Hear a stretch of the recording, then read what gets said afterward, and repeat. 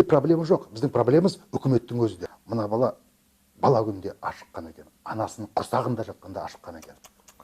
Өте қулық бар, құйтырқы саясат бар. Тіпті Әміржанның өзі де кезінде комсомолда жұмыс істеген. Жоқ. Солардың бәрін сайлаған, тағайындаған. Біз жауаптымыз. Мен Байкал Жыран деген оның бәрі далбаса.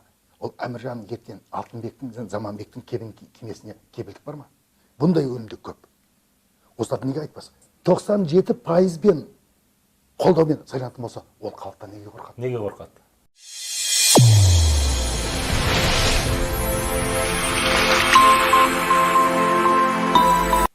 Армысыздар, құрметті қажет арнасының көрермендері. Сіздерге уәде еткеніміздей, елімізге танымал ғана емес, бойынан таным алатын, ойынан тәлім алатын тұлғалармен тартымды тақырыптарда сапалы сұхбат жасаймыз деген едік. Соған орай біздің қажет арнамызда қажет сұхбат бөлімін бастағалы отырмыз. Біздегі ерекшелік пен ұстаным желкемізден желкелеген, артымыздан айтақтап отырған ағалар немесе артық айтсақ ренжитін редакторларымыз жоқ. Сондықтан бәріміз жалыққан жасандылықтан ада шынайы да бүкпесіз аға буын мен қазіргі жастардың арасында диалог жасаймыз. Ендеше бастаймыз. Бүгін бізде қонақта қазіргі жүйеге жиіркене қарайтын, қоғамға бір өзгеше бір өзгерісті қалайтын алаштанушы Сұлтанхан Аққұлы ағамыз. Қош келдіңіз аға. Рахмет. Сұлтанхан аға, 28 жыл бойы қалыптасқан осы жүйеге қарсылық қашан пайда болды? Және де біздің жасымызда Сұлтанхан жайлы, біздің жасымыздағы Сұлтанханның мақсаты жайлы не айтасыз? Біріншіден, бүгінгі жүйеге қарсылық, наразылық көзқарас. Негізі мен 90 жылы диплом алғаннан кейін, Әл-Фараби атындағы ұлттық университет бітіргеннен кейін ғылымға келдім де, ғылыммен айналысып жүріп, ол кезде алаш тақырыбын зерттей бастадым. Оның үшін мен Әлихан Бөкейханның шығармашылығы мен өмірі, мұрасы деген сияқты, оның саяси күресі жайын зерттеп жүрген кезде, сол жұмысқа орналасысымен 91 жылдың желтоқсанында біз тәуелсіздік алдық. Ол кезде бүкіл халық сияқты мен де сол кездегі билікке құдайдай сендім. Сол сенім 97 жылға дейін жалғасып келді. Өйткені ол кезде мен саясатта ешқандай шаруам жоқ, тек айналысқан ғылым болатын, күні-түні мұрағаттарда, кітапханалардан шықпай. Сосын қол боста үйде отырып, немесе қызметте отырып, машинкеге отырып, өз мақалаларым, кітаптарым жазатын. Одан басқаға ешқандай. Тек теледидардан кейде ол кезде елбасымыз бар, премьер-министр немесе министрлердің сөйлегенде, солардың сеніміне, солардың сөздеріне құдайдай сеніп келдім. Тек 97 жылы мен Азаттық радиосы қызметке шақырғаннан кейін, енді былай айтқанда бүгінгі биліктің ішкі дүниесіне үңіле бастағаннан кейін, мен сонда ғана былай айтқанда олардың көп ісінен мен түңіле бастадым. Бірақ сонымен бірге, түңілгенмен бірге, мен журналист ретінде өзімнің қызметімді кәсіби түрде атқару үшін, мен өзім хабарларымда, репортаждарымда билікке деген өз көзқарасымды білдіруге менің құқым болған жоқ. Мен тек сол биліктің ішінде не болып жатыр, биліктің қандай шешім қабылдады, оның шешіміне қандай қорытынды тұжырым шықты, қандай нәтиже берді, мен соны ғана көрсетуге тиіс болатым. Оны көрсеткенде тек ақты ақ, қараны қара деп көрсету, және бұл жерде қандай да бір құбылыс болса, ол жақсы ма жаман ма, мен бұл жерде көзқарасын білдірмеймін. Бұл жерде мысалы билік өкілдері не ойлайды ол туралы, оны қалай сипаттайды. Мәселе оған қарама-қарсы көзқарастағы оппозиция таза күйінде, иә. Сосын қарапайым халық ол туралы не ойлайды. Сөйтіп басқаша айтқанда бұл Азаттық радиосының негізгі көзқарасы болатын принципі. Бұл айтқанда шындыра Азаттық радиосы ол кезде бұл айтқанда қоғамның айнасы болатын. Сол айнасының бір өкілі ретінде мен 2013 жылға дейін жұмыс атқарып келдім, алдымен Астанада, одан кейін орталық кеңсесінде. Негізгі бүгінгі жүйенің шындыра бізді бір жарқын, өзіміз армандаған, өзіміз мақсат еткен жарқын гүлденген Қазақстанға жеткізе алатынына күмән келді, толық күмән.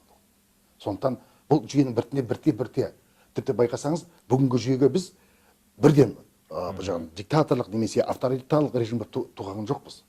Біз тәуелсіздіктің алғашқы жылдарында біз парламенттік президенттік республика болатынбыз. Бәрі оғанда. Алтынбекте, Заманбекте, тіпті барлығы да себеп. Оның ішінде мен де сол Қазақстанның қарапайым азаматы ретінде мен де бұл билікке ешқандай күмәнім болған жоқ. Бірақ 97 жылдан кейін, әсіресе 95 жылдан кейін сол күмән біртіндеп пайда бола бастады. Сол күмәніміз енді байқасаңыз, биліктің өзі де ол кезде дәл бүгінге дейін шамаға жетеміз деп ойлаған жоқ. Биліктің өзі бүгінгі эволюциялық жағдаймен, эволюциялық жолмен осы бүгінгі қалай айтсам, әбден жемқорлыққа батқан, ұрлық, қарлыққа, адамның құқын аяққа аяусыз таптаған.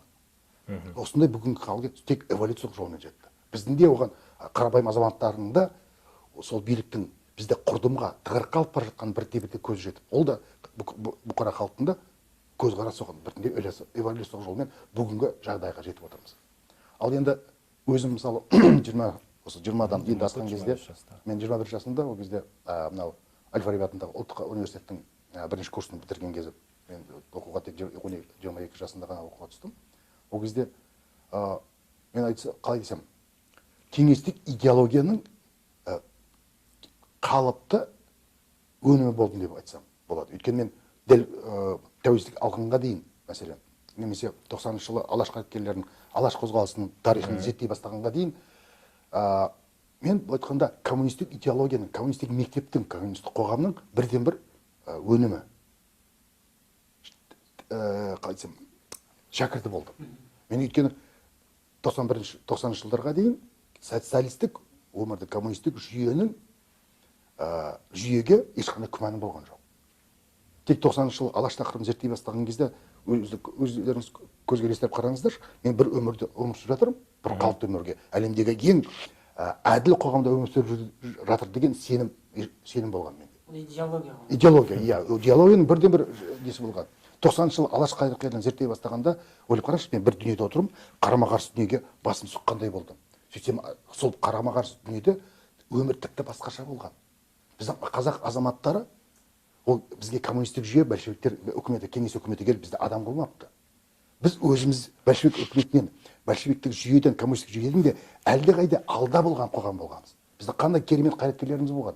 Олар тіпті мынау 20-шы осыдан 100 жыл бұрынғы қазақ қайраткерлерінің демократиялық көзқарасы бүгінгі 21-ші ғасырдың басындағы қазіргі биліктің білімі әлдеқайда жоғары, мәдениеті әлдеқайда жоғары бүгінгі қоғамнан көзқарас, демократиялық көзқарас әлдеқайда ат басы алда болған. Біз соған мен өз басым соған көз жеткіздім.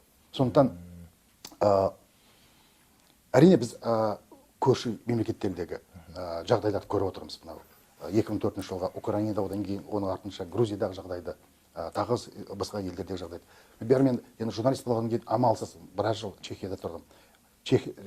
Бір кезде Чехословакия республикасы, ол кеңес одағының ықпалындағы, социалистік жүйенің ықпалындағы бір республика болса, шығыс Еуропадағы. Олар 89 жылы өздерінің тәуелсіздігін кеңес одағының ықпалынан шыға салысымен, олар осы өткен 29 жылдың ішінде қаншалықты алға кеткенін ойласам, өмірден түңілесің. Чехияны алып қарасаңыз, шағын ғана мемлекет, біздің бір облысымыздай ғана жер, халқы 10 миллионнан аспайды.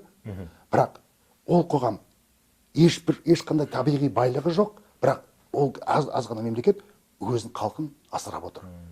Бүгін Чехияның сырасын, Чехияның автокөлігін кім білмейді, Чехияның сантехникасын кім білмейді. Чехияның мысалы жаңа люстраларын, аспашандарын кім білмейді. Шағын ғана ел, ешқандай табиғи байлығы болмай жатып, бұл ел өзін өзі асырап отыр, және ол қаншама елге турист шақырады, қаншама өздерінің өнімдерін экспортқа шығарады. Біз осыншама мүмкін әлемдегі Ресейден кейін ең бай мемлекет біз шығармыз. Соны мойындауымыз керек. Бірақ осындай бай елде отырып, кедей тұрудың, бейшара тұрудың бірден бір үлгісін біз көрсетіп отырмыз. Өйткені бір жағынан бұның сыры неде деп ойлайсыздар? Мысалы біз естеріңізде болса 2017 жылы рухани жаңғыру деген бағдарлама дүниеге келді. Өткен жылы ұлы даланың 7 қыры деген бағдарлама жарық шықты. Менің түсінігім бойынша бұл екі мақала, бұл екі бағдарлама, ол 21 ғасырдың басында емес. Біз егер 1991 жылдың 16 желтоқсанында тәуелсіздік жариялаған болсақ, 17 желтоқсан күні сол екі мақала шығуға тиіс еді. Сол кезде бұл екі мақалада алға қойылған мақсат мүдделер сол біздің ұлттық идеологиямызға айналуға тиіс болады. Ол кезде айтылды. Бірақ ол кезде біздің қайтыс болып кеткен тарихшы ағамыз Кеңес Нұрпейісовтің айтқан керемет сөзі бар еді. Бізде не көп, идея көп, бірақ идеология жоқ. Байқасаңыз, осы күнге дейін бізде идеология болған жоқ. Қазір оданда бір сорлы нәрсені айтайын.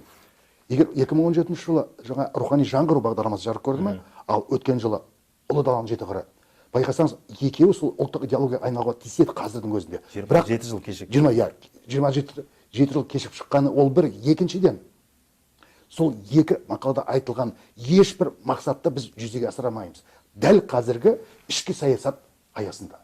Өйткені қазіргі елдегі ішкі саясатпен екі мақалада айтылған керемет ойлар, керемет мақсат, мүдделер жүзеге аспайды, екеуі қарама қайшы келеді. Түсінесіздер ме?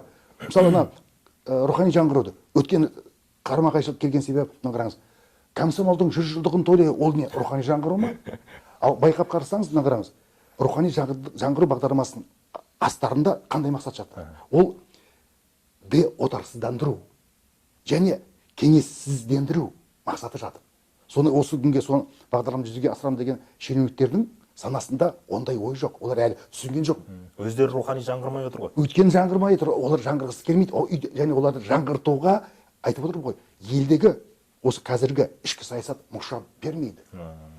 Сол жерде бізде байқасаңыз, біздің елде керемет бір-бірімен сәйкес келмейтін құбылыстар жүзеге асып жатыр. Біз соның бүгін куәгері болып отырмыз. Соның керек десеңіз, соның күнделікті айтқанда қайнаған ортасында жүрміз. Қазір мәселен мысалы тұңғыш президент Нұрсұлтан Назарбаев билік бас тартты ма? Президент биліктен бас тартты ма? Бірақ ол енді заң бойынша тұңғыш президент елбасы деген мәртебесі күшіне енді. Айтқанда бізде Қазақстанда екі қарама қарсы билік пайда болды. Қос билік пайда болды. Түсінесіз ба? Өйткені қазір Қасым-Жомарт Тоқаев ол мемлекет басшысы болғанымен Нұрсұлтан Назарбаев президенттіктен кеткен елбасы, оның билігі одан әлдеқайда жоғары кең. Бұл кеткен сонда. Бұл айтқанда бізде ғана ғой президенттің үстінен қарайтын, иә?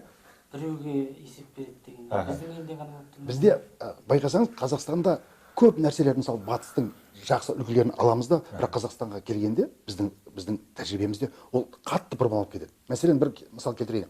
Мысалы, 2000 жылдардың орта тұсында, естеріңізде болса, біз әр министрлікке мемлекеттік жауапты хатшы деген бір лауазым енгіздік. Ол Батыс Британияның керемет тәжірибесі. Өйткені мысалы, әрбір сайлауда үкімет ауысып отырғанда, министрлер ауысады да, бірақ ол министр жұмыс атқара беру керек қой. Міне сол жаңа президентпен бұрынғы жаңа министрмен бұрынғы алдыңғы министрдің ауысқан кезде сол министрлік өзінің қызметін әрі қарай сабақтас қызмет ету үшін жауапты хатшы сол министр жоқ кезде, министр ауысқан кезде, сол министрліктің жұмысының сабақтастығын қамтамасыз ететін адам. Демек, әр министрліктегі жауапты хатшы ол ешқашан ауыспау керек. Ол 10-даған, 20 жылдап отыра беру керек. А бізде қазір байқасаңыз, министрден бұрын жауапты хатшы көбірек ауысады. Міне бізде осындай мысалдар өте көп. Біз мысалы қазір қараңыз. Мынау өркениетті батыс елдерінде егер парламент партия тізімімен сайланатын болса, сол сайлауда жеңіске жеткен партия немесе партиялардың бірлестігі үкіметті солар жасақтауға тиіс. А бізде үкімет бір жағынан енді парламенттің президент әкімшілігінің тізімімен сайланған болса, біріншіден президент әкімшілігінің тізімімен тағайындалған болса, бізде парламент депутаттары көбінесе сайланбайды, олар тағайындалады. Енді қараңыз, екіншіден бізде үкіметті президенттің өзі тағайындайды. Халық әкімді де таңдамайды. Екіншіден, қараңыз, мынау Астана қаласының әкімінен бастап барлық 14 облыс пен Құдай ұмытқан ауылдың әкіміне дейін кім тағайындайды? Өздеріңіз ойлаңыздар. Жоғарғы оқу орындарының ректорларымен, ұлттық университеттердің ректорларымен, тіпті ұлттық театрлардың директорларын, басшыларын кім тағайындайды? Онда менің түсінігім бойынша бұл өте қарама-қайшы нәрсе. Онда бізге егер ректорлар мемлекет басшысы тағайындаса, онда бізге білім министрінің қажеті қанша? Егер театрлардың директорларын президент тағайындайтын болса, онда бізге мәдениет министрінің қажеті қанша? Оның үстіне бізде тағы да айтып отырмын, қарама-қайшы көп нәрсе. Біз ең байқасақ, біздің конституциямызда жазылған баптарда ең алдымен биліктің өзі бұзады. Бірден бір мысал келтірейін. Біздің конституция бойынша біз зайырлы мемлекетпіз. Бұл не деген сөз? Демек, діннің мемлекетте шаруасы жоқ, мемлекеттің дінде шаруасы жоқ. Ал конституцияны бұрап отырып, бізде бас мүфтиді кім тағайындайды? Түсінікті. Мына қараңыз, бізге сайлау үгіт насихат науқаны жарияланды ма? Алдыңғы күні ғана енді заң бойынша тұңғыш президент елбасы Нұрсұлтан Назарбаев, ол сонымен бірге ұлттық қауіпсіздік кеңесінің төрағасы, Нұр Отан партиясының төрағасы, тағы қанша мәртебесі бар. Сол кісі мынау Қазақстандағы ең бас имамдардың бәрін жинап алды. Ол бас имамдар, ол не ұлттық қауіпсіздік кеңесінің мүшелері ме? Әлде ол мемлекет басшысы ма? Бұл жерде тұңғыш президент елбасының өзі конституцияны өрескел бұрмалап отыр. Неге дейсіз? Назар аударыңыздар. Ол мемлекет басшысы болмаса, ол ұлттық қауіпсіздік кеңесінің төрағасы болса, ол имамдарда қандай шаруасы бар? Және бұл үгіт насихат, сайлаудың алдындағы үгіт насихат науқан жүріп жатқанда, ол имамдарды да басқаларды қабылдауға тіпті құқы жоқ. Демек, білесіздер, кезінде сол бас имамды тағайындаған кім? Билік басына отырғанда, президент болып отырғанда Нұрсұлтан Назарбаевтың өзі тағайындады. Ал сайлауалды кезінде сол тұңғыш елбасы, тұңғыш президент елбасының кезгенге ол имамдар дұға оқығанда не айтты? Өздеріңіз ойлап қарасаңыздар. Әлеуметтік желіге шыққан жоқ па? Міне бұл сайлау науқанын, сайлау туралы заңда өрескел бұзылып тұрады. Араласпау керек. Неге мысалы біз пайдаланамыз? Мысалы, әр нәрсені өзі, дін деген нәрсені өзі өнер, бизнеске айналған кезде, дін саясатқа айналған кезде ол жерде таза нәрсе болмайды. Егер мысалы олар жаңағыдай мысалы мешіт немесе намаз оқитын адамдар, дейік, университетте айтса, намазхана ашайық деп намаз оқитын. Сөзде біздікілер шығады, жоқ, біз зайырлы мемлекетпіз дейді. Енді зайырлы мемлекет дейді, сайлау жасайды, бірақ сайлауға сол имамдарды пайдаланады, сонда қалай болды? Мен айтып отырмын ғой, біздің аңғайға бәрін жығып аламыз ба сонда біз? Қазір байқасаңыздар, сол 27 жыл, 27 жарым жыл тәуелсіздіктің ішінде біздің билік тек халықты сөйлетпеу үшін, халықты былай айтқанда надандықта ұстау үшін, бұрын соңды пайдаланбаған амал тәсілдің бәрін шығарып алды. Тіпті өткен 1 мамырдағы кейбір жастардың наразылық білдіріп шыққан наразылық актілерін көрдік. Мысалы, Алматыда Бейбарыс пен Әсем деген қыздар, мәселен, жаңағы марафон жарысып отқанда көшеге жай ғана іліп қойды. Сол үшін ұл мен қызды 15 тәулікке отырды. 15 тәуліктен кейін ұл бала шыға салысымен оны не істеді? Аяқ қолын байлағандай болып, оны дереу армияға айдап жіберді. Ал сол наразылық шарасына дейін ұл бала неге армияға шақырмады? Әйтпесе Ақтөбедегі Арслан Сағутдинов деген жігіт. Ол да қолына ештеңе жазуы жоқ, қағаз плакат ұстап шыққан үшін онда жазаға тартқандай болды, бірақ оны не үшін жазаға тартады? Айналайын, негізі бір ғана нәрсені түсінуіміз керек. Мына қараңызшы, бізде конституциямызда жазылған мемлекеттік биліктің жалғыз ғана көзі ол халық деп. Егер биліктің көзі мен болсам, сізбен біз болсақ, ол қалайша мен сайлаған билік менің көшеге шығып наразылық білдіруіме тыйым сала алады. Осыны ойладыңыздар ма? Тіпті ондай бізде не конституциямызда халықтың наразылық білдіретін, немесе өзінің бір ықыласын білдіргісі келетін, партия құру, немесе шеруге шығу құқын мен биліктен рұқсат сұрауға тиіс емеспін. Өйткені ол билікті мен сайладым. Өйткені билікті, мемлекеттік биліктің жападан жалғыз көзі ол кім? Сен мен халықпыз. Демек, халықтың көшеге шығу, шықпауы, митинг өткізу, шеру өткізу үшін халыққа рұқсат беру-бермеу туралы заң тіпті болмау керек. Түсінесіздер ме? Оны тек кешегі кеңестік дәуірден жаман мұра болып қалған бүгінгі билік қана оны ойлап тауып. Сонда өз халқынан қорқу деген кәдімгі сорлылық қой, Халықтан неге қорқады? Өйткені біз 27 жарым жыл тәуелсіздіктің ішінде бізде бірде-бір не президенттік, не парламенттік сайлау әділ өткен емес. Тіпті оны сайлауды айтуға да келмейді. Өйткені біз мынадан бастайықшы. Өйткені біздің билік тәуелсіздік алған сәттен бастап ол заңсыз билік болды. Мен сіздерге бірден бір мысал келтірейін. 1991 жылдың 1 желтоқсанында біз кімді сайладық? Президент сайладық. Бірақ ол кезде біз кім едік? Біз қандай ел болдық?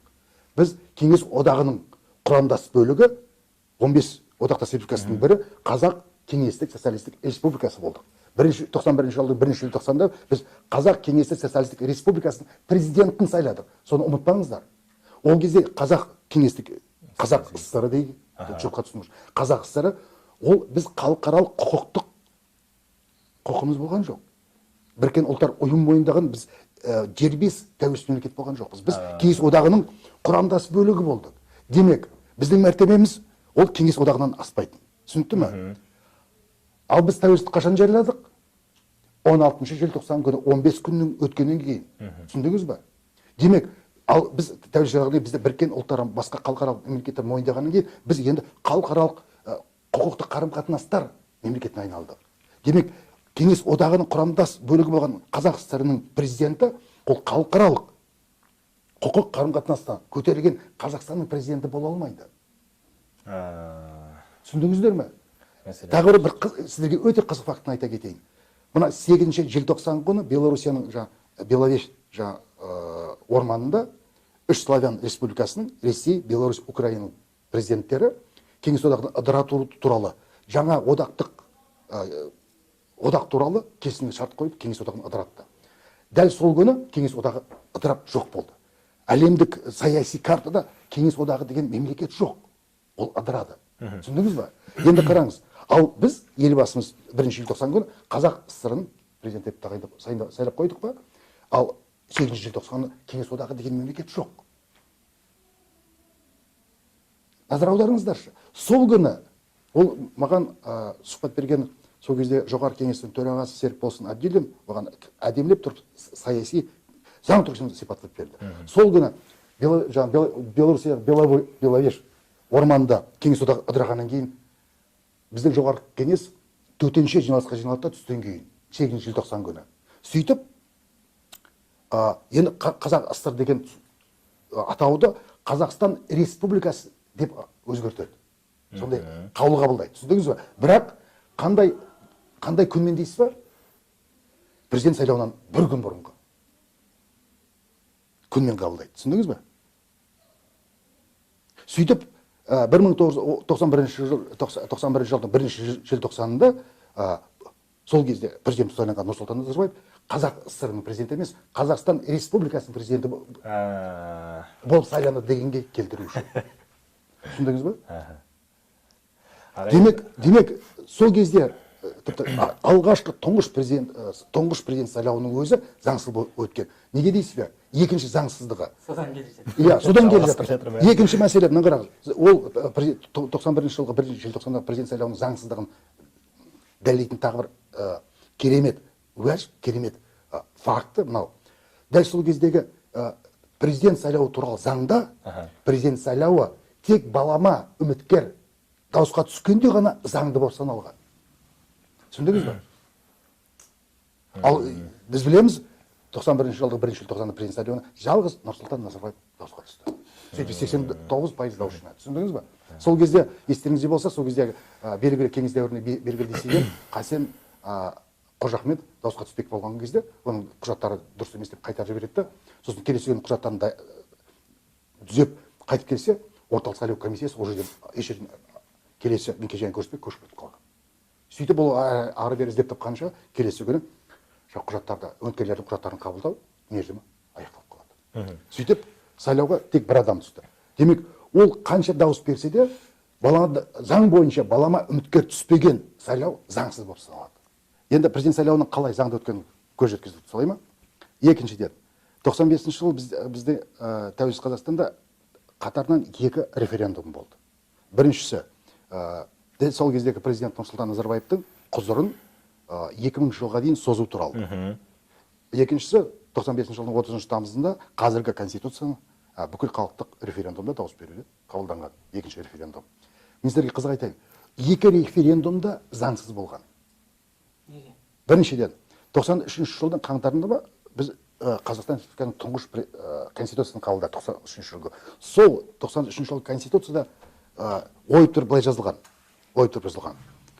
Кез келген референдумды президент тек жоғарғы кеңестің келісім бойынша ғана жариялай алады және өткізеді.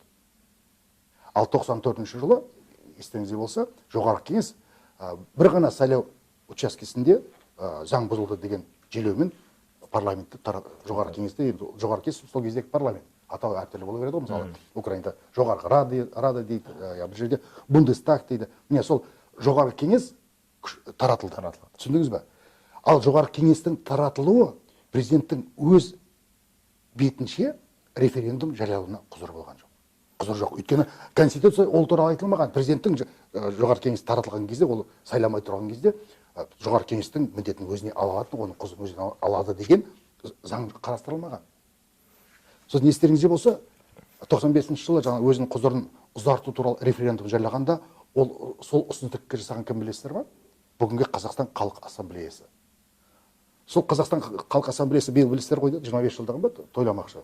Тойлағанда оның мақсаты сол негізі Қазақстан халық, ол кезде Қазақстан халықтарының ассамблеясы сол үшін құрылды және құрылған кезде оның құзыры былай деп бекітілді.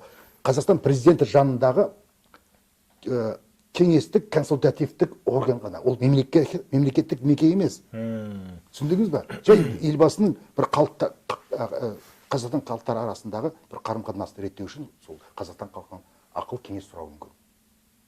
Сол үшін ғана. Түсіндіңіз бе? Демек, Қазақстан халқы президент Нұрсұлтан Назарбаев өзінің құзырын тағы 5 жылға ұзартсын деген ұсыныс бере алмайды. Дегенмен соны сылтау етіп, Қазақстан президенті Нұрсұлтан Назарбаев референдум жариялады, сөйтіп өзінің құзырын 2 жылға дейін созып алды. Содан кейін басталды, Ал енді қараңыз, мен сізге бір қызық айтайын.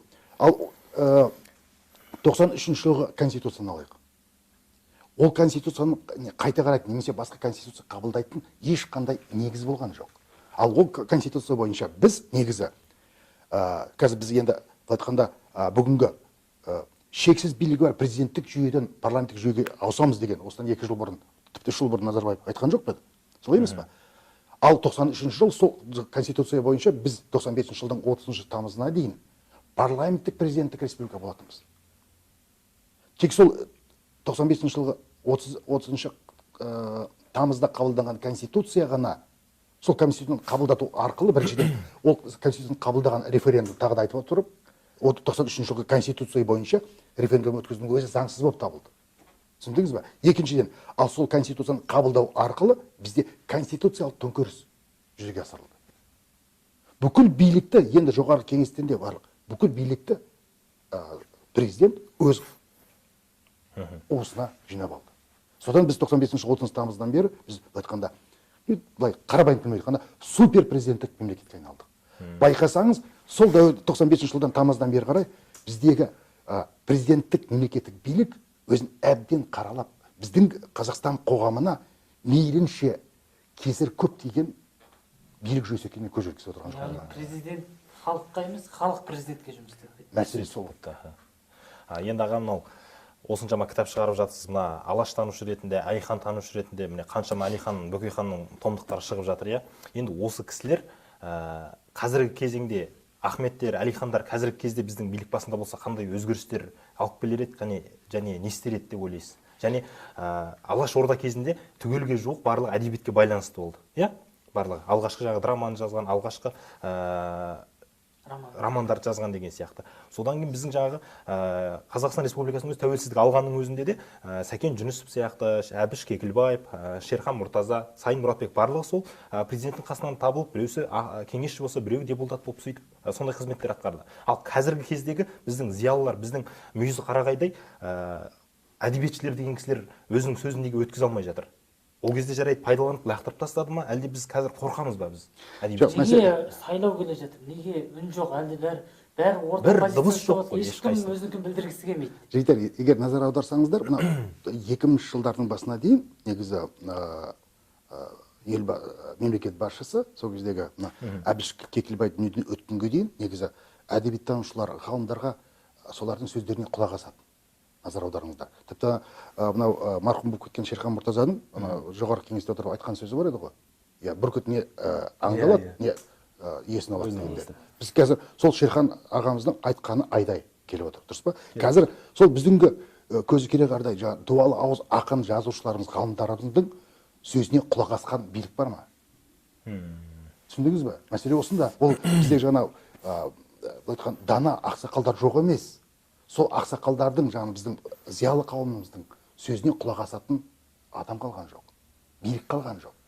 Бірақ оның есесіне биліктің жанында бір кезде зиялы болған ақсақалдарымыз қаптап жүр.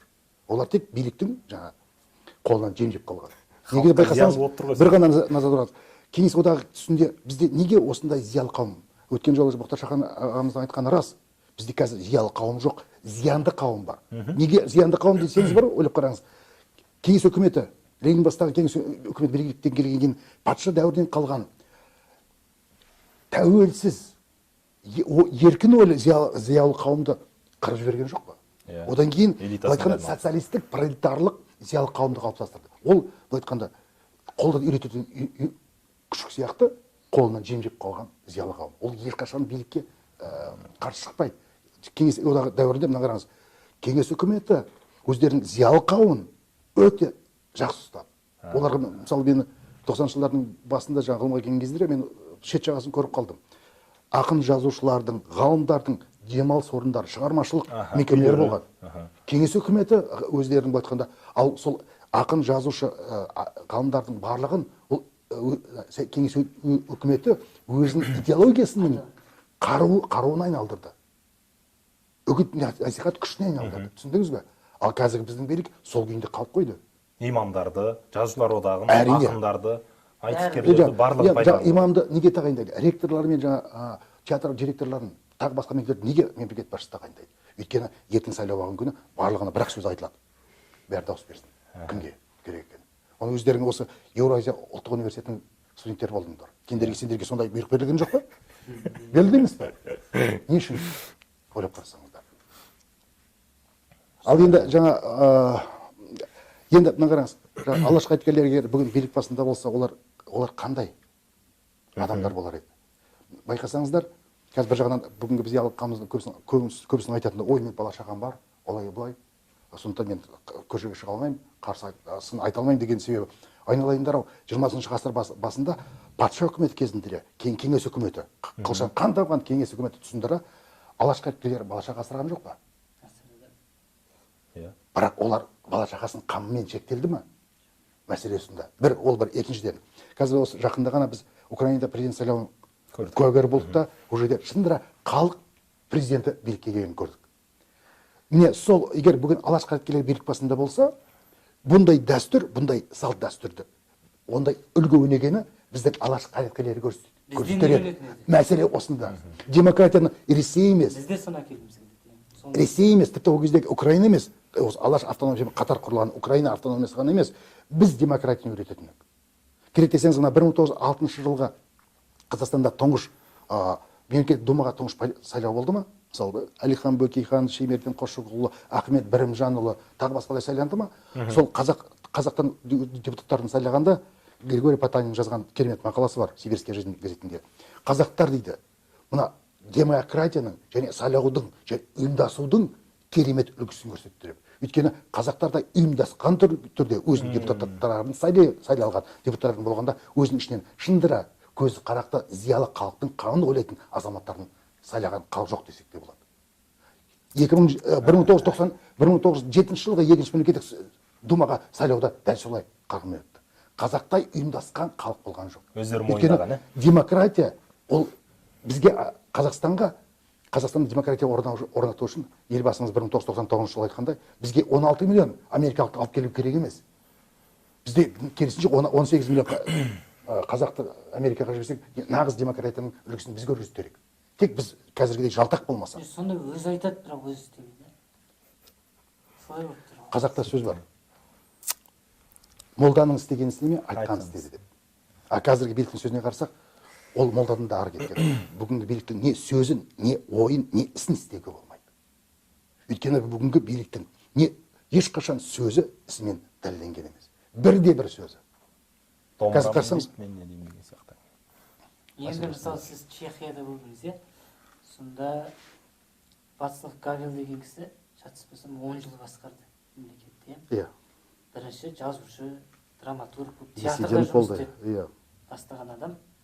Ол президент болып кетті, түрмеде де отырды, сөйтіп халықтың махаббатына ие болды. Президент, енді жарайды, біздікілер президент болмай-ақ қойсын.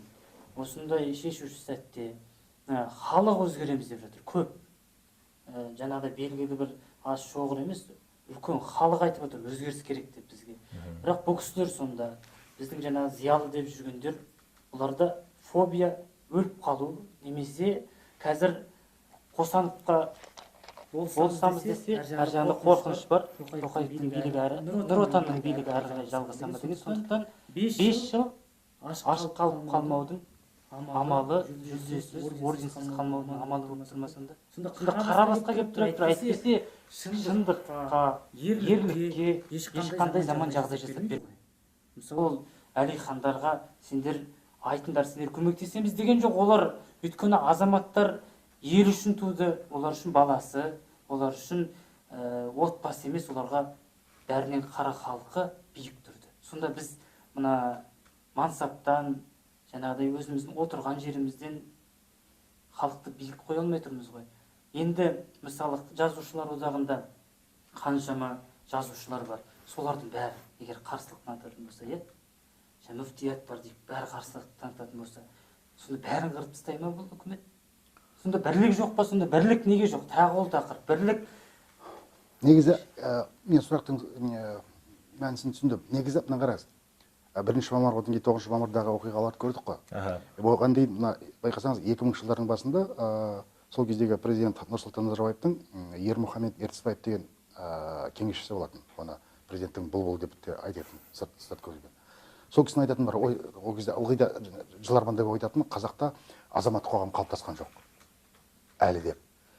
Міне 9 желтоқсандағы соның арасындағы оқиғалар көрсетіп отырғандай, мына билік Қазақстанда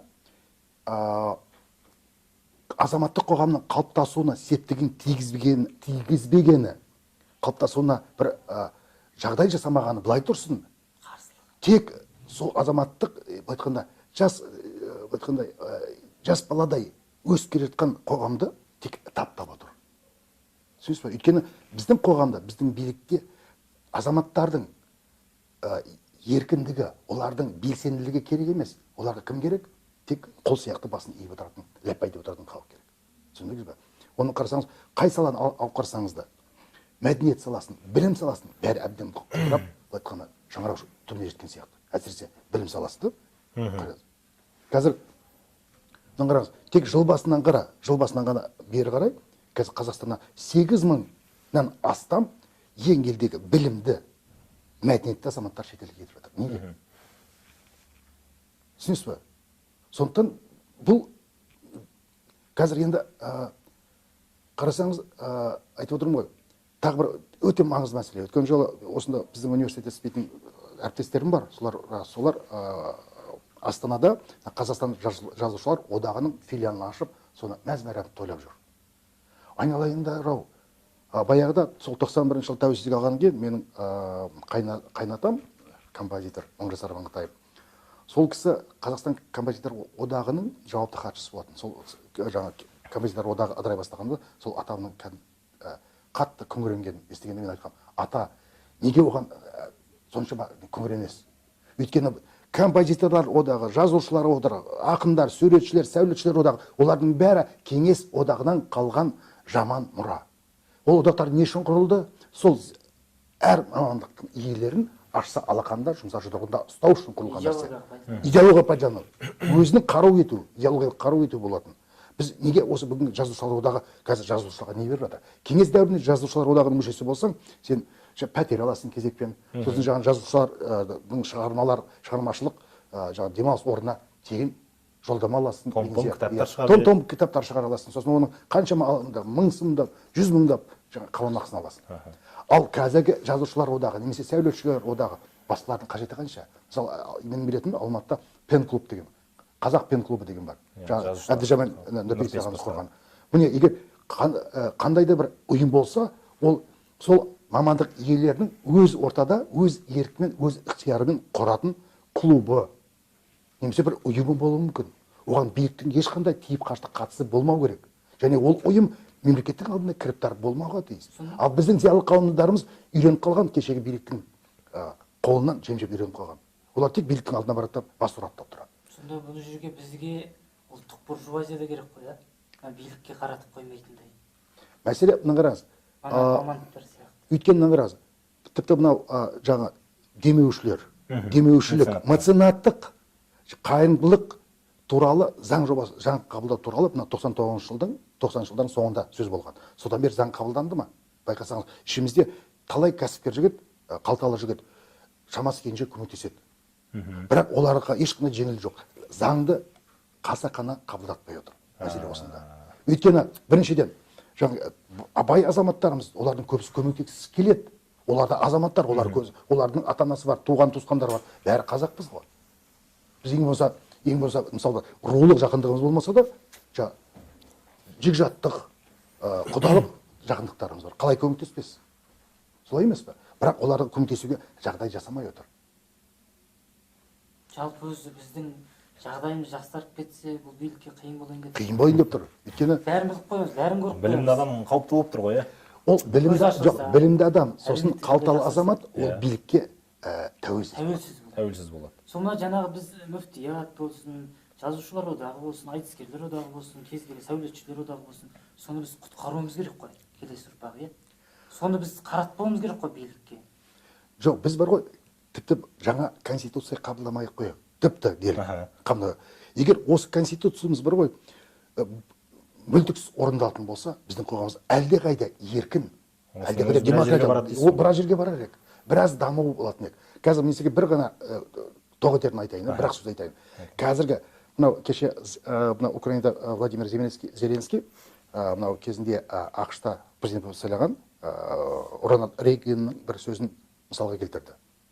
Бізде проблема жоқ, біздің проблемамыз үкіметтің өзі де. Мен сізге айтайын, Қазақстанда биліктің өзінен асқан проблема жоқ. Өйткені біздің билігіміз ешбір не экономикалық, не әлеуметтік, не мәдени, тіпті ешқандай проблема шешкен жоқ, тиянақты шешкен жоқ. Керісінше биліктің өзі, бүгінгі билік, мына біздің қоғамымыздың аяғына тұсау болып отыр. Бұны қасақана жүйелі түрде істеп отыр. Осыны түсінуіміз керек. Түсінесіз ғой, түсіндіңіздер ғой жігіттер. Бұл біздің ең басты проблемамыз. Ол біздің тіпті табиғат жағдайымызда емес. Табиғат жерасты байлығымызда емес. Біздің жерасты байлығымыз бұл бізге қарғыс болып отырған жоқ. Өйткені оның қызығын сізбен біз көрген жоқпыз. Ол ертең билікке қарғыс болып тиюі мүмкін. Өйткені бүкіл байлықтың қызығын, халықтың ақысын билік жеп келді осы күнге дейін. Ертеңгі шықпай ма? Хан баласында кеткен халықтың хаққысы бар еді. Алиханның айтатын сияқты. Ондай ой болмай тұр ғой бұларда. Мүлде. Өйткені баяғыда 99 жылғы тұңғыш кезектен тыс президент сайлау болғанда, осы Ақмоланың бір ақсақал айтып еді. Сол кезде ескі президент сарайын қарап отыр. Мына бала күнде ашыққан екен. Анасының құрсағында жатқанда ашыққан екен. Қазақ айтса оңдырмайдан өтіп кеткен. Сондықтан қазақта сосын тағы бар. Біз неге Ресейге жалтақтай береміз? Оған да қазақтың керемет сөзі бар. Күшік күнде көп таланған төбе қасқыра алмайды. Сүйекке сіңіп кеткен тұр ғой. Сүйекке сіңіп кеткен мәселе. Өйткені ана қазақ айтады ғой, түк көрмеген бейшара адамның билікке келуі содан қорқынышты нәрсе жоқ.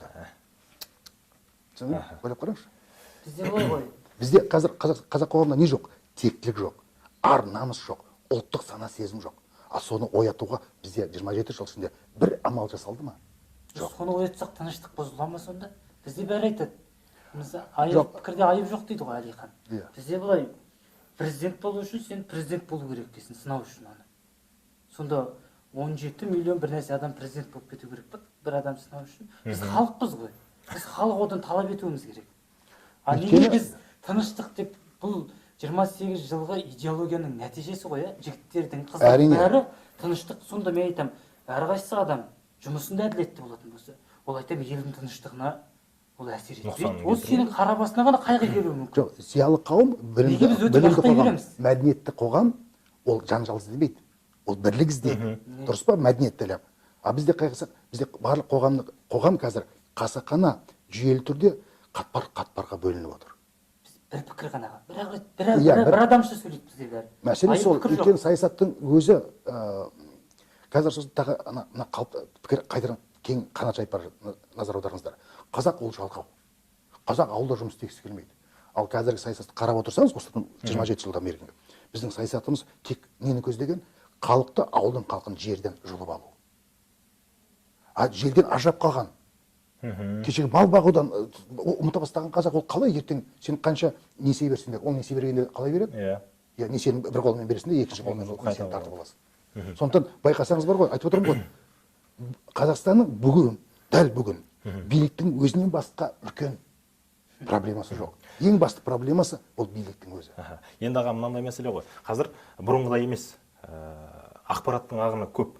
Біз шетелде мысалы қаншама өзгерістер болып жатқан, ел қалай ойлап жатқан барлығын көріп жатырмыз. Соған байланысты қазіргі жастар өзгелердің қалай дамып жатқанын қарап, біз неге солай кетпейміз, біз неге солай өспейміз деген ой болып жатыр. Бізде жаңағындай, бізде жоғарғы буынмен қазіргі жастардың арасында мүлде диалог жоқ қой.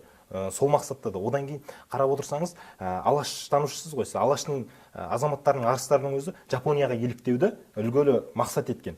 Бір Жапония емес. Былай айтқанда, керемет қарқынды дамудың керемет озық үлгісін көрсеткен елдерден. Ол Швейцария болды, ол Дания болды, ол Англия, Германия, ол Жапония болды. Осыны айтсақ бүйтеді аға, осыны айтсақ, Европа десек, ойбай олар азғындап кеткен ғой. Иә, жаңағы гей болып жатқан, үйленіп жатқан сол теріс жағын айтады. Адам құқы тапталмай жатыр, соны неге алмаймыз біз? Мысалы, Түркия десе, ойбай олар бәрі жаңағы темекі шеккіш, андай мындай. Біз олар қалай Ататүрікті қалай дәріптейді мысалы? Біз неге Әлиханды неге дәріптей алмаймыз? Ең қызығы байқасаңыздар. Жақсы жақтарын алайық. Иә, арақ шарап ішкенде Қазақстан қазір Ресейдің де озып кететін шығармыз. Темекі шеккенде, әсіресе қыздарымыздың ішінде. Сондықтан бір ана Еуропа азып кетіпті. Біз сол азған Еуропаға жетіп алайықшы алдымен. Сосын қарап көрейік, ол Еуропа қанша азып. Соның деңгейіне шығайық. Шіріген. Өйткені ол кешегі әбден шіріген капиталистік ел емес пе еді? Біз бүгін біздің билік басында отырған шетінен капиталист емес па? Шетінен мультимиллионер, миллиардар емес па? Енді қараңыз, сөзіңізді бөлейін. Жаңа айтып отырған Жапонияда 30-ға дейінгі жастар билік басына келді, одан кәрілер барлығын алып тастап бір реформа жасады. Жастарды әкеп қойды. Халық саны көп, бізген әлі қайда. Бірақ басқарушы биліктегі отырған, органдағы, креслодағы отырғандардың саны аз. Соған қарағанда результат болып жатыр жастарды кеп. Бізде жаңа айтып отырған біздің жоғарғы буындағы кісілердің барлығына советтік санасы, идеологиясы сіңіп қалған. Енді неғып бізге жастарға бос бермейді біз. Бізде ренжиді олар. Жастар шетелге шығып кетеді, келмейді қайтадан. Жастар жұмыс жасағысы келмейді дейді. Ал сонда бізге жағдай ойымызды айта алмасақ, еркін пікір білдіре алмасақ, мен қалауымды істей алмасам, жаспен өлшенеді. Мысалы, дамыған мемлекеттерде кім білікті сол? Жігіттер, бұл жерде бір өте қулық бар, құйтырқы саясат бар. Мәселе бұл жерде мәселе жаста емес. Мәселе санада, жаңа өзің айтқандай, біздің үлкен буынның миы әбден жаңа идеология, кеңестік идеологиямен суып қалған. Қазір биліктегі шешім қабылдайтын билік тетігінде бәрін отырған кеше кімдер? Компартияның мүшелері, Компартияның соңғы бірінші хатшысы, комсомолдың орталық комитетінің мүшелері. Нұрлан Нығматуллин кім болды? Кешегі Қазақстан комсомол комитеті орталық комитетінің мүшесі. Иманғали Тасмахановты алыңыз. Қуаныш Сұлтановты алыңыз. Немесе анау біздің Әйтімова. Бәрі кеше комсомолдан шыққандар. Керек десеңіз, осы тіпті Әміржанның өзі де кезінде комсомолда жұмыс істеген. Ол Казгуда бірге оқып жүрген кезде, мен филология факультетінде оқыдым, араб бөлімінде, ол журналистика факультетінде. Сонда журналистика факультеті комитет комсомолының хатшысы болады. Содан ол кейін көтерілді, жастар комитетіне дейін. Бұл айтқанда, әрине, бір судан бәріміз бір судан шыққанбыз. Мен де комсомолда істедім. Мен де комсомол болдым. Түсінікті ме? Бірақ ол өзгеруге кедергі емес. Мәселе ол өзгеруге. Санаға. Санаға өзгеруге кедергі емес. Егер шын өз халқыңды, өз жеріңді өздерін сүйсең, сен ол кеше кеңестік идеология қайтып жеді ма? Айтып отырмын ғой, мен 91 жылға дейін, 90 жылға осы алаш тарихымызды зерттегенге дейін, мен кеңес одағы идеологиясының бірден бір керемет шәкірті болдым. Соның айтқанда өлімі болдым. Ол ешқашан құламайды. Ол бір сұрақ сізге. Мына 28 жылдық идеологияның жемісі ғой. Шындық айтатын адам біреудің адамы болады екен біздің елде. Шындық айтатын адам біреуден ақша алады екен. Бізде үлкендердің ойлауы. Сонда айтам, бұл қазақта әділдік үшін, шындық үшін шығылдайтын адал азаматтар қалмады деп ойлаймын ма кісілер? Әлде бұл мойындағысы келмей ме әлде? Әрине, олар өздерінің неге мойындаса біз оларды сыйлаймыз одан сайын? олай айтатын кісілер негізі ең алдымен өзінің бейшаралығын, жалтақтығын ақтағысы келеді. Мысалы мен бір пікірімді айтқанда ешкімнен ақы сұрамаймын, ешкім маған ақы бермейді де. Қазір ешкімнің Қазақстанда осы күнде қарапайым адамдардың ешқайсысының артық ақшасы жоқ. Олар шықпа жаным шықпа жағдайында өмір сүріп жатқан жоқ па? Қазір қарасаңыз қаншама кіші орта кәсіпкерлер жабылып жатыр. Өйткені бұқара халықтың ақшасы жоқ. Ақша болғаны керек жоқ. Біздің халыққа ақшасы болса қиын болып кетеді. Халық көзі ашылады, руханият шетелге шығып көретін еді. саясат жайлы ойланады. Енді бір жерде не айтуға болады? Қазір байқасаңыздар, жастар, анау Әміржан Ізбасаров, немесе анау Ақтөбедегі қазіргі жас ұрпақтың санасы қатты оянғанын, халықтың өзі тіпті біртіндеп ояна бастағанын байқаймыз. Сондықтан бар ғой, біздің болашағымыз жарқын ғой деп. Бірақ 9 маусым күні бұл біз үшін бар ғой, керемет мүмкіндік. Баяғыда анау Алаш автономиясы құрылғаннан кейін 18 жылдың бас жағында Әлиханның жазған бір мақаласы бар, Абай журналында шыққан. Иә, егер біз қазір қол қусырып отырсақ, ештеңе істемесек, ұлттық мемлекетіміздің негізін сақтап қала алмасақ, ертең келешек ұрпақтың қарғысына тап боламыз. Немесе ертең болашақ ұрпақтан алғыс алатын жағдайымыз бар деп. Біз де ойлайық, ертең сен де үйленесің, балаларың туады. Сондықтан біз алдымен өзімізді ойлайық. Ертең келешек ұрпақтан, тіпті осы бүгін сәби де ертең жаңа ұрпақ болады. Солардан не қарғыс аламыз ба, не солардан алғысын аламыз ба? Біз осыны ойлауымыз керек. Үлкендерге біз айтқымыз келетіні, бұл жаңа иллюзияға алданбайды бұл жастар. Әдемі сөздер. Әрине. 10 жылдан кейін 10 жылға жетпей, бұл жастар қазір қатты дамып жатыр. Енді сол бұл жанашырлықпен айтқан нәрсемізді бірақ түсінгілері келмейді. Әлде түсініп тұрса да сонда кейіп танытамайды біз түсінеміз. Өйткені байқасаң, мойындағысы келмейді. Бізде бір нәрсе адам мойындағысы келмейді. Сол үшін адамдар бір-бірімен біріге алмай жатыр. Мысалы, халықтың мәселесі шешілетін кезде, ұлттың тағдыры тұрған кезде, мына өзгеріс болатын кезде, адамдар өзінің жеке реніштерін қойып, принциптарын қойып, мына бірігудің орнына біз ырду-тырду жан-жаққа кетіп жатырмыз. Мысалы, қарапайым, енді бағана сайлауға кішкене келейік, жақындайық. Әміржан Қосанов ағамызға қарапайым халық сеніп отыр. Ол Әміржан Қосанов болғандықтан емес, бізге бір өзгеріс әкеледі-ау деп. Жаңа бір тұлға. Жаңа бір жүз пайда болды. Бірақ соны біз саяси сахнада жаңа адам, жаңа дауыс пайда болды. Жаңа бірігіп кете алмай жатырмыз сол жақта. Қарапайым халықты кішкене қолдап кетсек, жаңағыдай бұрынғы жеке реніштерімізді айтып жатырмыз. Бір түсініспеушілік туып жатыр бұл жерде. Замандастары қалай әртүрлі ақпараттар айтып қаралып жатыр. Бұл кез келген қоғамда, мысалы, жаңа мысалы келтірдім ғой, 1906 жылы қазақтан тұңғыш депутаттар сайланған кезде, ол жерде халық бәрі бүкіл 100% түгел бәрі сол бір тұлғаны ұсынған адамды қолдап кетті дейсіңдер ма? Арасында іріткі болды, сөз жоқ. Негізі халықтың басым көпшілігі қолдап дауыс берді ма? Мәселе сонда. Ол кез келген қоғамда келіспеушілік болады. Тіпті Алаш автономиясы құрылғаннан кейін, Алашорда құрылып Семейге көшіп барғанда, сол биліктің жақын кісілер патшалық дәуірде біреуден опық жеген, біреу алдап кеткен, біреу малын тартып алған. Солар енді кек аламыз деп шыққандар болған. Қазір елде бірлік жоқ деп отырсыңдар ғой. Шындыра, ол кез келген қоғамда болады. Қарама-қайшы пікір, бір-бірімен келіспеушілік, әрқайсының өзінің көздеген мақсаты бар, бір пиғылы бар деді. Дегенмен де мына қараңыз, мына 17 жыл Алаш автономиясы құрылып, оның Алашорда үкіметі жасақталды ма? Алашорда үкіметі бүгінгі Қазақстанның тұңғыш астанасы Семей қаласына, ол кезде Алаш деп аталған.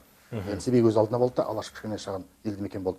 Алаш қаласына көшіп барғанда, сол 1900 патша заманында жаңағы сол кездегі болыстардың нақақ хаттарымен, домалақ хаттарымен қудаланған азаматтар, енді олардың жаңағы туысқандары, жақындары, құдалары, тағы басқалар Алаш үкіметіне мүше болған болса, сол Алашорда үкіметінің мүшесінің солардың кек алайық деген кезде, тіпті оның ішінде Алашорда комиссарлардың бірі бар. Сонда Әлихан айтты: "Әй қазақ, ел болам десең, кек қума" деп.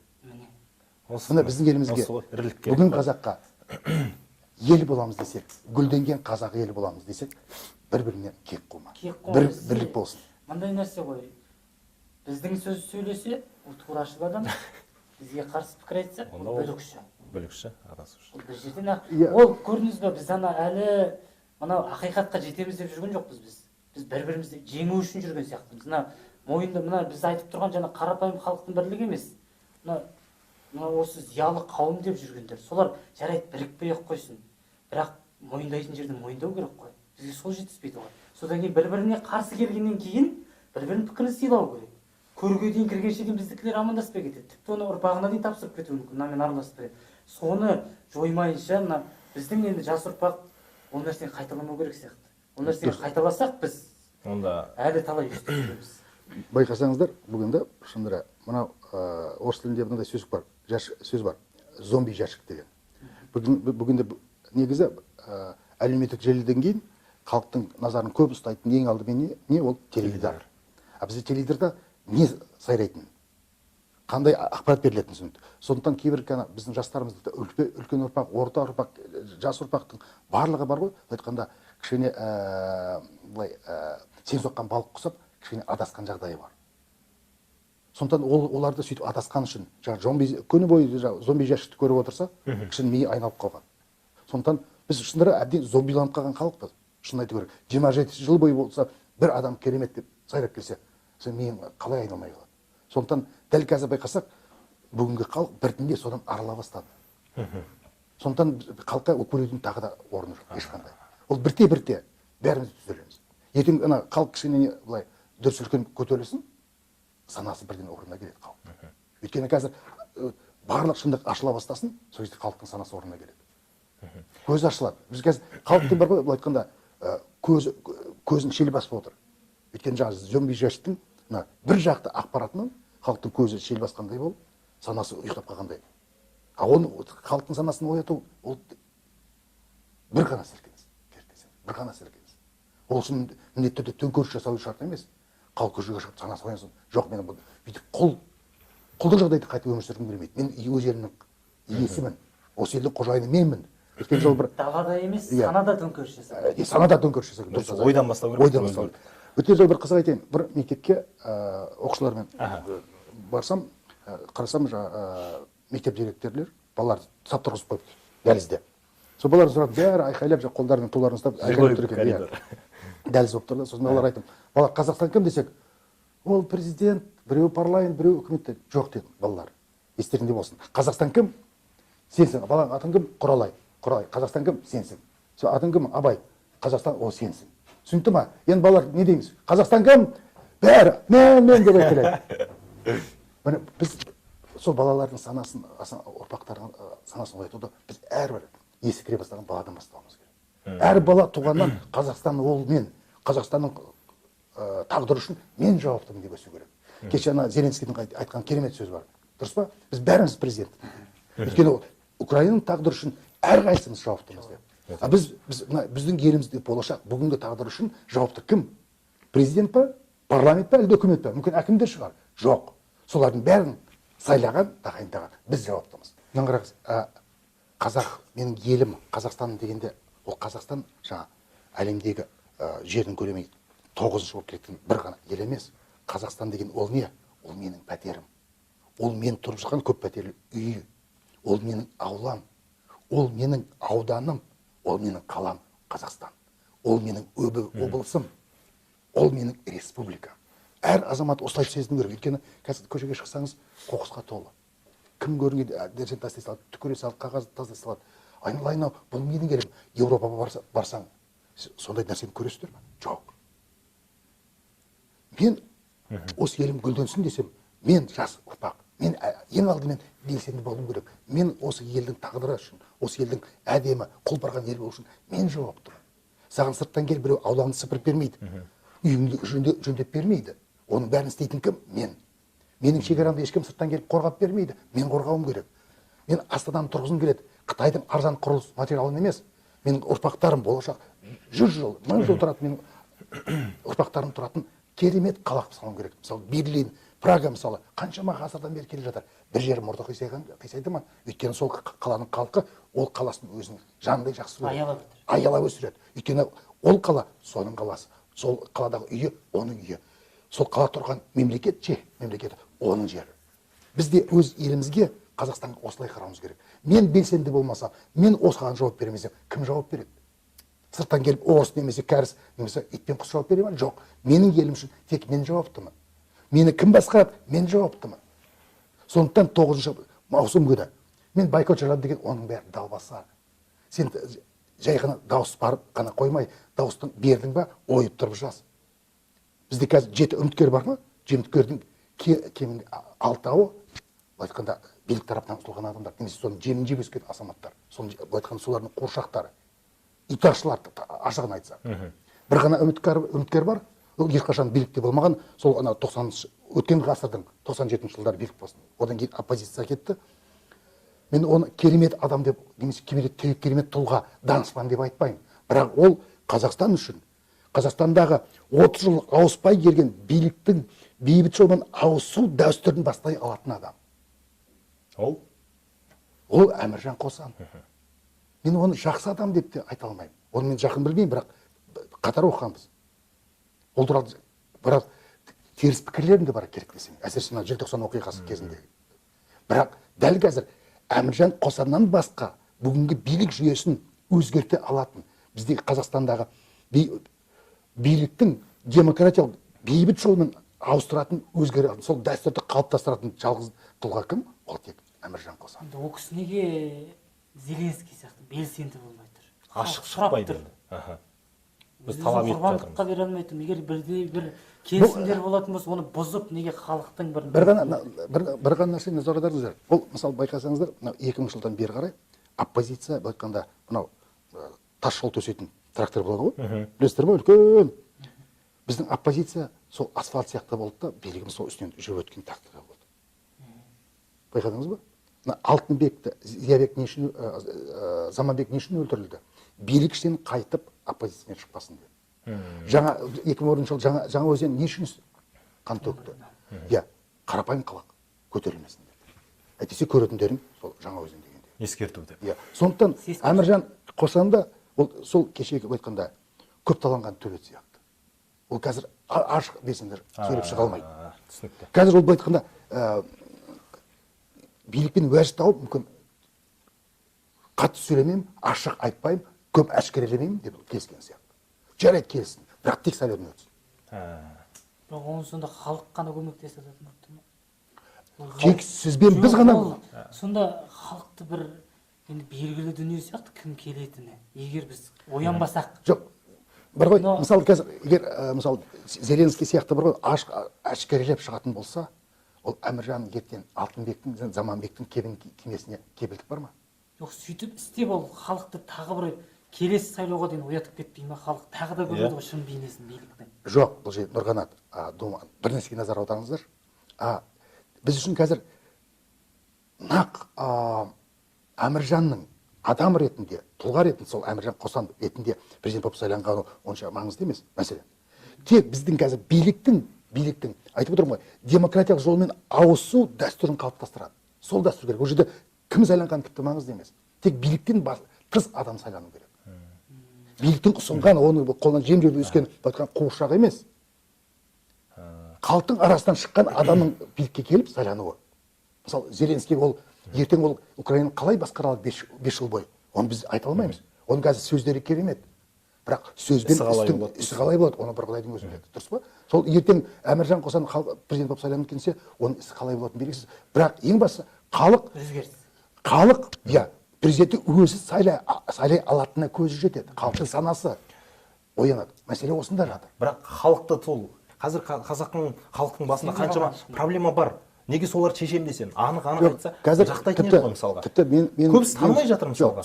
Менің түсінігімше, егер Әміржан Қосан кәдімгідей сол Зеленский немесе мынау кезінде Украинада Виктор Ющенко немесе Михаил Саакашвили сияқты бұрынғы билікті әшкерелеп тас-талқан шығарып сайлау алды науқаны жүргізетін болса, оның сол сайлау науқанының соңына дейін жетпей қалуы мүмкін. Өйткені біздегі жағдай ол түбегейлі басқа жағдай. Бізде Украинада емес. Бәріне бара алады ма? Бізде барлық сондықтан бәріне бар. Біз қазір көріп отырмыз ғой. Тіпті анау неге көрші Ресейден аяқ астынан әскери жаттықтығы өткіземіз деп бізге келе бастады. Ресей әскері. Неге біздің әскеріміз Ресейге баратын болып қалды аяқ астынан? Баяғыда Рахат Әлиевтің, марқұм Рахат Әлиевтің кіндік әке деген кітабында жазғаны бар еді. Сол Қытаймен арадағы келісім шарт болған деп. Егер бізде халық көтерілетін болса, солар Қытайдың әскері. Өз әскеріміз өзімізге халық кезей алмайды. Ондай келісім шарт бар ма жоқ па, оны мен айта алмаймын. Айтқанда көзім көрген жоқ, тек оқыған болмаса. Ондай келісім бар ма жоқ па білмеймін, бірақ ондай келісім болса, Құдай да Құдай, қазақты Құдай. сақтасын. Байқасам, мысалы, 9 мамыр күні Мәскеуге президент Қасым-Жомарт Тоқаев неге бармайды? Неге ұлттық қауіпсіздік кеңесінің хатшысы, төрағасы неге елбасы барады? Міне сол елбасы барып келгеннен кейін бізде сондай жағдай болып жатыр. Ол барғанда қандай келісімшартты келісіне уағдаласты деп мен айта алмаймын. Бірақ сол барғанның өзі, сөйтіп Қызыл алаңға барып, Путинмен Ресей премьер-министр Дмитрий Медведевпен қатар тұрып, сол шеруді қызықтады. Ол жерде неге Қасым-Жомарт Тоқаев бармайды керек десеңіз? Негізі. Өйткені Қазақстан Республикасы президентінің жанындағы ұлттық қауіпсіздік кеңесінің төрағасы ол Ресей президентімен қарама-қатар терезедегі тұлға ма? Ойлап қараңыздаршы. Мен сол жерде қатты ойланып қалдым, ол не істеп жүр ол жерде. Ол қандай мәртебемен барды ол? Мәселе осында. Егер сен заң бойынша, арнайы қабылданған заң бойынша тұңғыш президент елбасы болып барсаң, ол бәрібір сен қызметін атқарып жүрген президентпен терезең тең бола алмайды. Қытайда да сен ешкім тең болмайды. Ол Қытайға не үшін барды? Мәселе осында. Бұл неге Тоқаев бармайды, мемлекет басшысы? Өткен жыл одан кейін айтады, бізде бір-ақ президент бар, біз бәріміз соған қызмет етеміз деп. Оны ақтағандай болды өзінің іс-әрекетін. Мен сондықтан мен Тоқаев, Әміржан Қосановты не ақтай алмаймын, не даттай алмаймын. Мен айтатын, тек Қосановты сайласақ, ол ертең қандай президент болатынын білмеймін. Бірақ біз үшін ең басты, халық үшін ең басты мәселе сол біздің саяси жоғары биліктің бейбіт жолмен, демократиялық жолмен халықтың тілегімен ауысуы. Сол жаңа дәстүр қалыптасу керек. Халықтан талап ету керек, дәлелдеу керек. Әрине. Біз дауыс бергенде жай дауыс беріп қана қоймай, мен дауысты кімге бергенімді дәлелдей алуым керек. Бізде қазір ең басты мәселе осы. Сен кімге дауыс бердің? Дауыс ұрланбау керек соған. Дауыс ұрланбау керек. Өйткені бізде мен білетін, мен талай жерден оқығаным, бізде бюллетень, 2 бюллетень дайындалады. Біреуін есептеп қойған, екіншісіне халық дауыс берген болады. Ал сен дауыс бердің ба, сен айналайын пәленшеге дауыс бердің деп дәлелдеуің керек. Бұл өте маңызды мәселе. Өйткені бізде білесің, кім көрген дауысын пәленшеге жазса керек адамға. Сонда бұл жерде құнттауымыз керек. Мен ертең дауыс берем, бірақ дауыс бермей қалу, ол бүгінгі билікті сақтап қалу деген сөз. Түсінікті. Дауыс беріп, сосын өз кімге дауыс бергенін сен айтып дәлелдей алуың керек. Сонда ғана сен өз еліңнің патриоты екенін дәлелдейсің. Аға, енді жаңадан бері сұрақтардың барысын айтып отырмыз ғой, біз былай істеуіміз керек, неге бұлай деп. Енді біз жастар қазіргі ендігі буын, мысалға Нұрғанат Думан, не істеу керек? Жастар ең алдымен осы орта ұрпақтың, үлкен ұрпақтың санасы сезімін оятуға сендер атсалысуларың керек ең алдымен. Сосын өздерін ең алдымен белсенділік көрсетулерің керек. Өйткені жастар ол Қазақстанның болашағы ғана емес. Сендер айналайын, Қазақстанның бүгінісіңдер. Қазір бүгін байқасақ, Қазақстанның болашақ тағдыры шешілгелі тұр. Бұл жерде ең алдымен басқаларына кеңес дәуірінен мұра болып қалған біз сияқты орта жас немесе үлкен буын адамдарына сендер үлгі өнеге көрсетулерің керек. Өз ел үшін қалай күресудің, өз елінің тағдыры үшін қалай күресудің үлгі өнегесін сендер көрсетулерің керек. Ол үйде боқып қалып, теледидардың алдында отыру емес. Көшеге шығып боқтап жатуымен, жылап жатуымен, әрине. Әлихан айтқаны бар. Әлиханның жазатын бар. Біз еңіреп жүріп, әркімге жалбарынып жүріп, біз ел бола алмаймыз деген. Оны 18-ші жылы жазғаны бар. Еңіреп жүріп, жылап жүріп, айналамызға жылап сықтап жүріп, біз ел бола алмаймыз деп. Жастар рухты болу керек. Иә. Шама жеткенше көп тіл білу керек. Табанды болу керек. Қайсар болу керек. Өйткені бұл жастар бүгінгі біздің қандай ел екенімізді, қандай қуатты ел екенімізді. Баяғыда айтып отырмын ғой, ана Алаш автономиясы құрылғаннан кейіндері біз атқа отырмасақ, біз өзіміздің күш қуатымызды көрсете алмасақ, қазір ешкім саған мынау қанның сыбағасы деп саған еншіңді бермейді. Сосын бір керемет сөз бар. Ешкім саған еркіндікті қолма-қол бермейді. Ол еркіндікті тек сол еркіндік үшін күрескен адам ғана ала алады. Сіз айтқыңыз келіп жүрген, айта алмай жүрген бір шындықтар бар ма? Қазір теледидар мысалға барлығы газет журналдардың көбісі енді белгілі ғой, кімді мақтайтын, кімге не туралы жазылатын. Осындай әлеуметтік желі, жаңа айтып отырсыз, телевизор әлеуметтік желі болып идеологияның қазіргі таңда таралуына үлкен бір құрал болып отыр деп. Осы мысалға YouTube, осындай бізді ешкім қаржыландырып жатқан жоқ, ешқандай бір ешкімнің жекеменшік бауыр емес, біз өзіміз ғана мысалға екеуміз отырып осындай бір керек шығар қазаққа деген сияқты өздеріңізден бастап осындай сұхбаттарды алып бастап жатырмыз. Осындай мәселелерде ешкім бір редактор етіп бізге қиып тастайтын, бөліп тастайтын, бір жасырып жабатын ештеңесі жоқ деп айтып өттік қой басында. Сол сияқты сіз айтқыңыз келіп жүрген, мысалға Қазақстан ұлттық телеарнасына айта алмайтын, айтқызбайтын бір шындықтар, мәселелер бар ма? Алтынбек Сәрсенбайұлы айтады ғой, марқұм, уақытында айтылмаған шындықтың қадірі жоқ дейді екен. Көкейіңізде жүрген. Бір нәрсе айтатыным өте маңызды. Қазақ ешбір халықтан ешбір жері кем емеспіз. Біз керісінше мынау әлі қайсам бүкіл бойындағы қабілеті, күш қуаты ашылмаған жас халықпыз. Түсінесіз ба? Мына кім? Димаш, өткенше Жансая бар, біздің Геннадийіміз бар. Бәрі қазақтың жерінде туысқан балалар ма? Қазақтың. Қазір осы астаналық 8 жасар бала шахматтан әлемдік рейтингіні бастап келе жатыр. Біздің арамызда қанша керемет математиктер бар. Қазір Америкада, тағы басқа жерлерде қазақтың мұғалімдер, оқытушылар сабақ беріп, тіпті небір ғылымның үлгенеңкесін көрсетіп жатыр. Біз баяғы жалтақ мінезбен, қазір Назарбаев университетін ашып алды да, ол жерге өңкей шетелдің небір адамдарын шақырып жатырмыз. Ал өзіміздің іштегі, өзіміздің ғалымдарымызды мойындағымыз, елегіміз келмейді. Біздің ғылымымыз, біздің техникамыз, біздің сана сезіміміз ешкім кемес, кемтар түскен жоқпыз. Біз өйткені біз аяғымыз аспанға салбырап түскен жоқпыз. Біз осы қоғамда. Біз әлі ол бір екіншіден шынын айту керек. Біз қазір Назарбаев культін орнаттық елімізде. Оны неге мойындамаймыз? Бір қалада отырмыз, қаламыздың аты Нұрсұлтан. Әуежайымыз Нұрсұлтан Назарбаев. Сосын бізде Назарбаев университеті бар. Сосын Назарбаев атындағы тұңғыш президент атындағы әскери академия бар. Бір темір жол вокзалымыз Нұрсұлтан, екіншісі Нұрлы жол. Бұл енді культ емей не? Бұны қалай айтпауымыз керек? Қазақ айтады, айтылмаса сөздің атасы өледі деп. Сосын ойлап қарасаңыз, тәуелсіздік заманында осы билікті сақтап қалу үшін бар ғой, қаншама адам тапсырыстан қаза болды.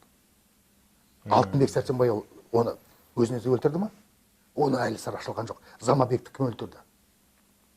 Марат Оспанов, мына жаңа сайланған 95 жылы сайланған парламенттің тұңғыш төрағасы Марат Оспанов неден өлді? Оның астында толған құпия. Сондай өлімдер қанша көп? 2005 жылғы сайлауда есіңізде ме? Оксана Никитина неге қаза болды? Қырсың кетті қыз. Қаншама ойлап қарасаңыз, тәуелсіздік заманда мәжілістің төрағасы болған, екі рет қатар төрағасы болған адам бар. Орал Мұхамеджанов деген кісі. Ол кісі өз өлімімен өлді ма? Маған бір біздің ұлттық қауіпсіздік комитетінің бір полковник айтты.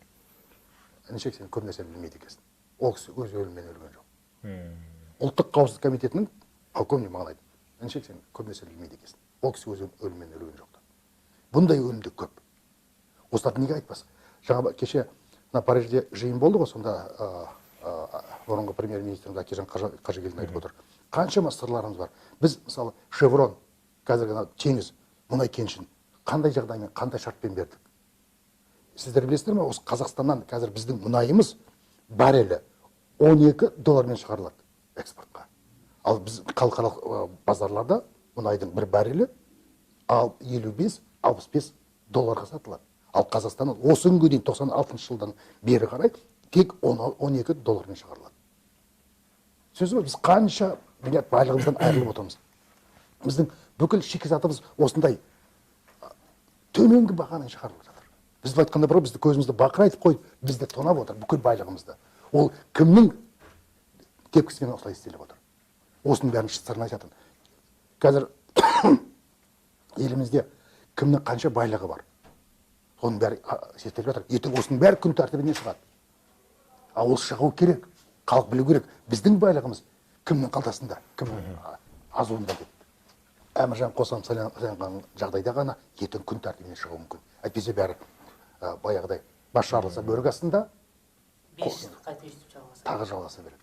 Ары қарай сосын біздің айтқанда қандық дәуірге қайтып оралмасыны кімге біледі?